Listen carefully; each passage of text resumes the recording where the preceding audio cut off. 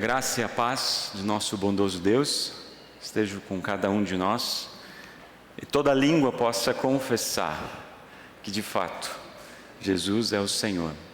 Amém.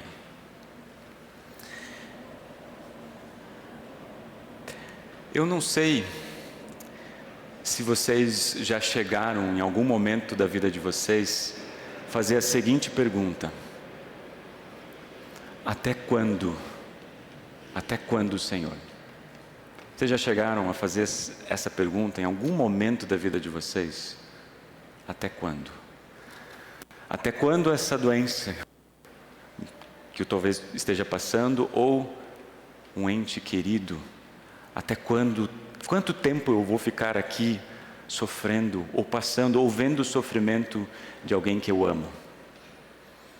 Até quando eu vou carregar essas cargas que estão se acumulando cada vez mais e eu não consigo enxergar o fim e a resolução desses problemas?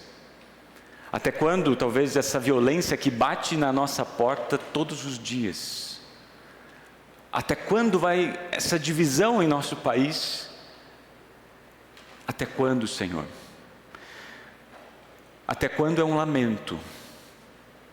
Está na boca dos salmistas, na boca dos profetas, e está também em nossos corações. Até quando muitas vezes está presente diante do sofrimento, diante das injustiças, diante de um silêncio. Até quando estava na boca do profeta Isaías. Alguns capítulos antes, nós vamos ter justamente o profeta Isaías fazendo essa pergunta para Deus: até quando? Até quando isso vai durar? Eu perguntei. E a resposta de Deus nos machuca um pouco, mexe com a gente. Talvez a gente não gostaria de ouvir essa resposta quando a gente faz esse tipo de pergunta, porque Deus vai responder até que as cidades sejam destruídas e não tenham moradores, até que as casas sejam completamente vazias, até que os campos sejam arrasados. E continua ali, né? Os que restarem serão como um toco de um carvalho que foi cortado. O salmista perguntou até quando, quer dizer, o profeta perguntou até quando, e Deus respondeu. A resposta que Deus deu não é uma resposta muito animadora para nós. Até onde tudo vai ser destruído. Mas ao mesmo tempo que Deus dá essa resposta através do profeta, Ele não deixa sem esperança, porque no mesmo versículo 13 no final, o toco representa um novo começo para o povo de Deus. Sim, o povo totalmente vai ser destruído, vai ficar apenas um toco. Mas esse toco vai ser um novo começo. Se a gente ficar por aqui, a gente não sabe muito bem aquilo que o profeta Isaías está nos dizendo, está nos ensinando aqui. E é por isso que faz sentido a gente ir para o capítulo 11 então, o capítulo que a gente leu. E quando a gente vai para o capítulo 11, a gente vai então descobrir algo a mais. Virá um descendente do rei Davi, filho de Jessé, que será como um ramo que brota de um toco, como um broto que surge das raízes. Agora a gente já tem um pouco mais de clareza que esse novo começo que o profeta Isaías estava falando virá desse descendente do rei Davi, desse broto de Jessé. A gente já vai chegar aqui quem ele é, a gente já vai descobrir quem ele é. Mas aqui a gente precisa entender um pouquinho até o momento que o profeta Isaías está dizendo. Porque quando ele fala de que só vai sobrar um toco, ele está fazendo a gente olhar para o passado, para aquilo que estava acontecendo no povo de Deus, até o momento do profeta Isaías, para que a gente pudesse então perceber por que esse julgamento de Deus está ali, está presente. Talvez a gente vai lembrar que até o momento, um pouco antes, o reino era unido. Tinha Saul, o rei Davi, o rei Salomão. O povo de Deus havia estava vivendo uma certa prosperidade e o reino estava de uma certa forma fortalecido. Só que o que começou a acontecer? Começou que a infidelidade, o afastamento de Deus fizeram com que a justiça de Deus também estivesse sobre o povo de Israel. Quando o profeta Isaías está falando, o reino já estava dividido, do reino do norte, do reino do sul, o reino de Israel e o reino de Judá. Mas quando o profeta Isaías fala, o reino do norte, o reino de Israel, já havia sido aniquilado pelos assírios. E o reino do sul, de Judá, já estava observando isso. E o profeta Isaías vem falar para um povo que não queria muito ouvir. E aquilo que ele falava era para dizer, olha, se vocês continuarem sendo infiéis da maneira como vocês estão, os babilônios estão vindo. E eles vão atacar e vão destruir tudo. Não vai ficar nada, vai ficar apenas um toco. Esse é o contexto do povo de Israel, esse é o contexto que estava lá. É claro que, quando fala desse exílio, desse julgamento, não está falando apenas do povo de Israel, está falando também sobre nós, porque quando Adão e Eva caem em pecado, eles também vivem de uma certa forma exilados, afastados da presença de Deus, longe de casa. E é justamente essa infidelidade é uma forma também de a gente perceber o quantas vezes nós também vivemos afastados, longes dessa presença de Deus. Não era para ser assim. E você está certo, não era mesmo. Porque não é esse o lar que Deus fez para nós. Embora o juízo de Deus seja apropriado, seja justo, a maneira como Ele julga, Deus ele vai ao encontro das pessoas e não se cansa de ir ao encontro chamando ao arrependimento. Foi isso que Deus fez para o povo de Israel. Mandou profetas atrás de profetas, chamando ao arrependimento, alertando para aquilo que estava acontecendo. E assim também acontece na nossa vida.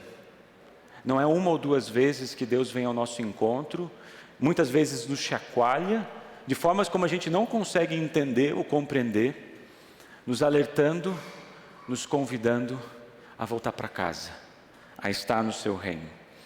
E é claro que quando a gente olha justamente para essa imagem, de um descendente do rei Davi, a gente sabe pelo apóstolo Paulo, e por outros também que falaram sobre isso, essa é uma metáfora para falar do Messias prometido, o Deus que se fez carne, o Jesus Cristo. E o que isso revela para nós? Essa promessa de Deus colocada lá pelo profeta Isaías, mais ou menos 700 anos da chegada do Messias. O que essa promessa revela para nós? Primeiro que Deus, Ele é fiel com as suas promessas. Essa promessa aqui não começa com o profeta Isaías, mas ela vem desde a queda em pecado e que Deus continuamente vem chamando o povo ao arrependimento e declarando, virá o Salvador, virá o Messias, virá aquele que vai resgatar o seu povo da condenação. Aqui o profeta está repetindo essa promessa para nós. É um Deus que é fiel nas suas promessas. Ele não coloca uma data, mas Ele nunca se afasta de nós. É um Deus que em tempos de escassez não deixa de ter esperança. Em tempos de conflito vem trazer uma paz. Quando que essa promessa ela se cumpre? Será que essa promessa já se cumpriu? A resposta que a gente pode dar é já e ainda não. Essa promessa aqui já se cumpriu, mas ainda não. Ela já se cumpriu em Cristo quando o Verbo se fez carne e habitou entre nós.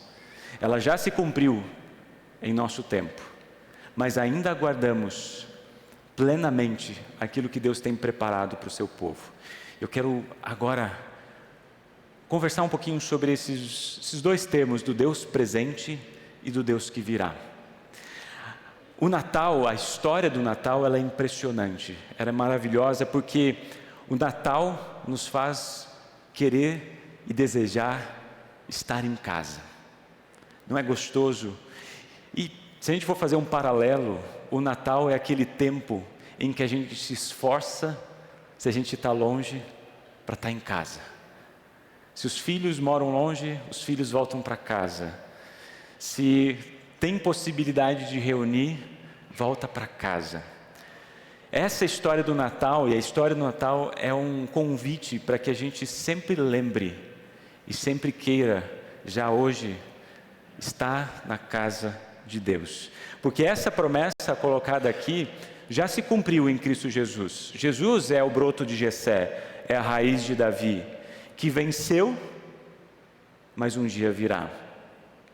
Sim, estamos em casa quando participamos do culto celestial, do Deus presente, do Deus que vem até nós, que através do batismo nos acolhe no seu reino, através da sua palavra nos alimenta, nos preserva na fé. Através da ceia a gente sabe que Ele não nos abandona, que está aqui conosco. Sim, estamos em casa, mesmo em tempos de aflição e mesmo em tempos de conflito. E esse Deus presente, como diz o profeta, Ele julga com justiça, não através da aparência, mas através da justiça de Jesus, que é colocado na cruz, que carrega sobre nós e declara abertamente que os nossos pecados já estão pagos. Ou seja, já nós vivemos nesse novo tempo, preservado e dado por Deus para cada um de nós. Nós já celebramos a nova vida e a esperança eterna, mas ainda aguardamos o seu cumprimento. E é isso que eu quero agora fazer com que os nossos olhos percebam aquilo que o profeta nos convida a pensar.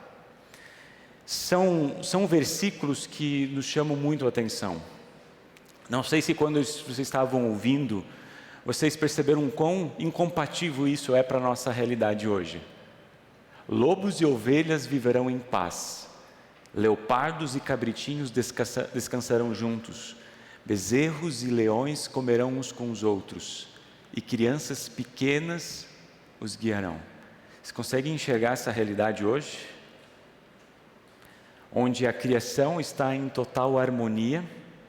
Qual que é a realidade que a gente vê? É os mais fortes que sobrevivem, não na nova criação.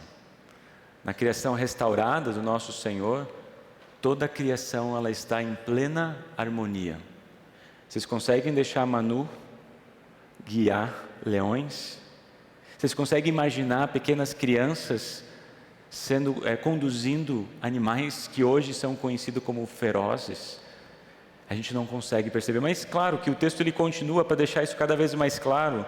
Vacas e ursas pastarão juntas, os seus filhotes descansarão no mesmo lugar, os leões comerão capim com os bois, criancinhas, essa aqui mexe, criancinhas brincarão perto de cobras e não serão picadas mesmo que enfiem a mão nas suas covas. Não sei se eu me sinto em paz com esse texto. Vocês se sentem tranquilos, vocês colocando seus filhos do lado das cobras para brincar junto com os leões, junto com os ursos? Vocês se sentem tranquilos? Eu não me sinto tranquilo. Eu não me sinto em paz hoje. Hoje, estando na realidade que eu estou, no mundo que eu vivo, eu não consigo. Já não consigo permitir, ou às vezes a gente tem dificuldades em deixar com que os nossos filhos estejam junto com pessoas que a gente conhece. Mas será que a gente conhece assim tão bem para confiar algo tão precioso para nós? Estão entendendo aquilo que eu estou querendo dizer? Essa realidade é algo muito fora daquilo que a gente consegue imaginar ou perceber. Mas essa é a harmonia, essa é a nova realidade que Deus tem preparado para nós. Mas se a gente for perceber e relacionar, o que faz a gente chegar de um ponto A para esse ponto aqui? Vocês perceberam o início do texto? O início do texto fala o quê? Que Deus vai fazer com que tudo esteja totalmente destruído, vai ficar apenas um toco. Você consegue imaginar um lugar de total destruição? O toco não serve para nada, não tem valor nenhum. E de repente desse toco, Deus promete essa realidade de uma completa harmonia da criação. E o que está entre os dois? entre essas duas realidades? O que faz isso ser real? Fazer a gente ter esperança? O que conecta esses dois pontos? Uma criança.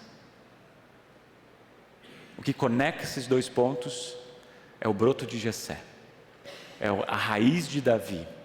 O que conecta e o que faz isso ser possível, a gente está num mundo sem dor, a gente está num mundo sem ódio, a gente está num mundo sem os mais fortes vão vencer sobre os mais fracos.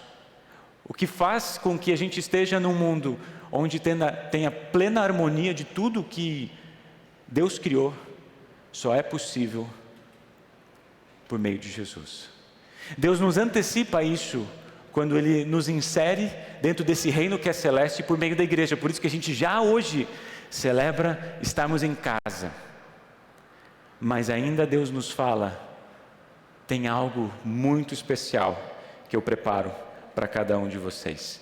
E é por isso que, quando isso vai ser plenamente possível, quando o versículo 9 a gente diz, quando a terra ficará cheia do conhecimento da glória do Senhor.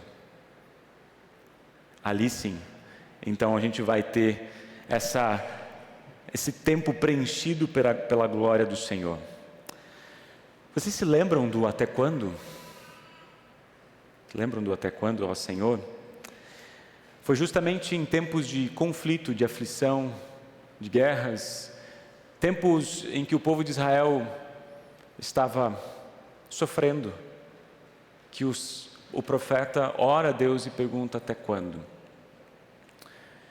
Mas o Senhor vai, sim, Ele responde com palavras de julgamento, mas também com palavras de esperança, palavras de paz. Vocês percebem isso? O profeta, no meio do sofrimento, no meio do conflito, oferece palavras de esperança e de paz. Isso só é possível por causa de Jesus. Esse é um tipo de futuro que Deus também está dando para nós. É impressionante, é maravilhoso só de pensar. Sim, ainda vamos ver e vemos diariamente guerras, dificuldades, morte, doenças, e a gente ainda vai continuar orando até quando, Senhor? Nessa semana eu conversei com, ele não é da congregação, a gente se tornou amigo não faz muito tempo. Ele é um pai que está passando dificuldades com o seu filho de poucos anos de idade. Ele contou um pouco a história, não conhecia a história do filho que já nasceu, ficou na UTI por vários dias, depois teve várias dificuldades na caminhada, foi, voltava, passou por isso, passou por aquilo, e faz pouco tempo ele descobriu uma doença, né, que vai ser para o resto da vida, um tipo raro de uma doença que tem que cuidar com vários aspectos, tanto da alimentação, do dia a dia dele, e agora eles carregam um pouco a carga de que, se eles não cuidarem, pode ter um impacto duradouro para a vida do filho, né, perda de visão, entre outras coisas, né, que pode acontecer. E não somente isso, porque daí começa a vir outras questões, porque ele falou assim, pastor, por mais que eu me esforce e eu tenha condições de tentar dar o melhor, nunca é o suficiente. Sempre falta alguma coisa, é um tratamento diferente, é uma ação diferente que eu poderia fazer, às vezes algo que o plano não cobre, e se não bastasse isso, isso impacta na minha família. A minha esposa está sofrendo, vendo tudo isso acontecer com o nosso filho, e parece que eu estou tentando segurar tudo sozinho. E no fim, basicamente ele disse assim, pastor, eu estou cansado. Vocês já pararam para pensar sobre isso? Que até quando, Senhor, é uma situação de lamento muito forte. Que simplesmente, às vezes, a pessoa está cansada de tudo aquilo que está se acumulando na caminhada da vida. Deus não promete retirar o nosso sofrimento. Se vocês acharem um texto que vai falar assim, a partir de agora, se você crê em Jesus, você não vai mais sofrer. Na verdade, João 16 diz, Por estarem unidos comigo, vocês terão paz. Você lembra desse texto? Eu nem coloquei aqui. Por estarem unidos comigo, vocês terão paz. Nossa, que coisa boa, vou ter paz. No mesmo versículo ele diz, no mundo vocês vão sofrer. Mas não tenham medo, eu venci o mundo. Eu venci o mundo. Deus não promete tirar o nosso sofrimento, mas promete estar conosco. E eu não canso de afirmar e repetir isso todas as vezes que eu tenho oportunidade de dizer. Não é uma ou duas ou três ou quatro vezes que Deus fala, eu estou contigo, eu estou presente, eu não te abandono, não tenha medo. E agora no tempo de advento, eu sou o Emanuel, o Deus conosco, o Deus presente. Ele promete estar conosco. E eu digo que existe espaço para o lamento na nossa fé. A fé cristã, ela abre espaço para lamentarmos. Não se envergonhem dos lamentos que vocês têm. Os salmistas e os profetas nos ensinaram a lamentar. Olhem os salmos, leiam os salmos. Há espaço para lamentarmos. Há espaço para fazer isso. Só que a gente faz esses lamentos não com os olhos fechados, olhando apenas para o nossa dor, o nosso sofrimento, como Deus está sendo injusto comigo. Mas a gente olha para esse espaço do lamento, olhando para a promessa que Deus nos faz. Assim como Deus fez com o povo de Israel, quando estava lamentando diante da realidade de sofrimento, Deus o que Ele oferece? Um espaço para eles olharem com esperança para a eternidade, para essa realidade do novo céu e da nova terra. Esse é o mesmo convite que Deus também está fazendo para nós hoje. Nos lamentos que a gente tem, nas perguntas, nos questionamentos, nas incertezas que Deus nos dá, Ele nos dá um espaço para lamentar, não com olhos fechados e nem com ouvidos fechados, com olhos abertos naquilo que Cristo fez por nós na cruz e com ouvidos atentos nessa mensagem de boa nova. Esse é o espaço correto que Deus dá para lamentarmos. O lamento nos faz olhar para o passado, porque Deus foi fiel. O lamento nos faz olhar para o agora, porque Ele não nos abandona. Ele está presente na sua palavra e na ceia. Está presente aqui entre nós. O lamento, mas de forma especial, nos faz olhar para as promessas de eternidade. Faz-nos olhar para uma paz que não tem fim. Uma paz que é eterna, uma paz que a gente não consegue ainda visualizar ou concretizar, mas uma paz onde não vai haver medo, nem dor e nem tristeza. Eu não sei se a gente consegue imaginar isso, mas o apóstolo Paulo tentou colocar em palavras, que nem olhos viram, que nem ouvidos ouviram, ninguém nunca imaginou o que Deus tem preparado para aqueles que têm essa esperança. Querida igreja, advento também é tempo de lamentar. Também é tempo de expressar nossas incompreensões e cansaços. É tempo de colocar no altar nossas pesadas cargas. Mas acima de tudo, no tempo do lamento, ou no meio do lamento, é tempo de visualizar uma paz que não tem fim. Amém. Colocamos em pé.